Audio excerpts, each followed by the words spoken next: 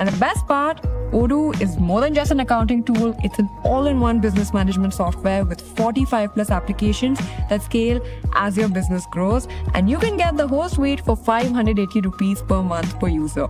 So check out Odoo from the link in the description. Now back to our video.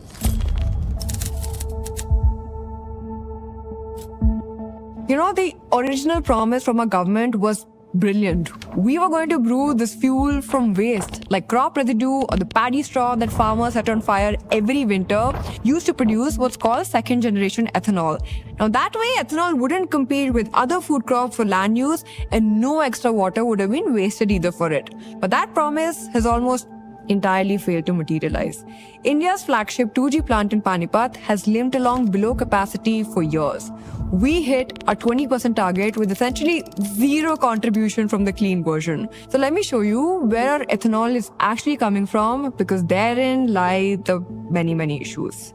Roughly 70% of our ethanol comes from grain like rice and maize, and about 30% comes from sugarcane. Now sugarcane is what we started the ethanol production program with, but unfortunately, it's a water-guzzling crop. You know, making a single liter of ethanol from cane takes over 3,500 liters of water, and most of our sugarcane grows in Maharashtra and UP, which are infamously some of the most water-stressed land in the country. Now, if you look at Brazil, they use corn as well, but theirs is mostly rain-fed. Our canes drink up the groundwater of an area where there's barely any left. That's definitely not good management. Then what the government did was they pivoted to maize, which now makes up about half of our ethanol source. But take a wild guess how much water it takes to produce 1 liter of ethanol from maize. It's 4,500 liters.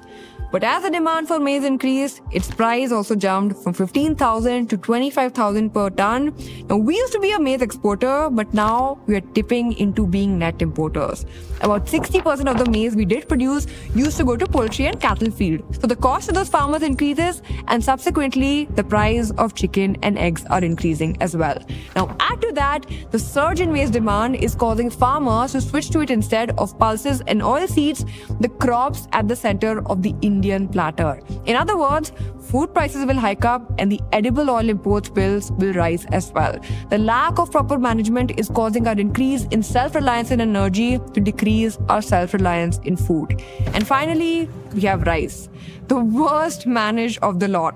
So the FCI has its own food stockpile, which it buys in order to feed the poor people of the country.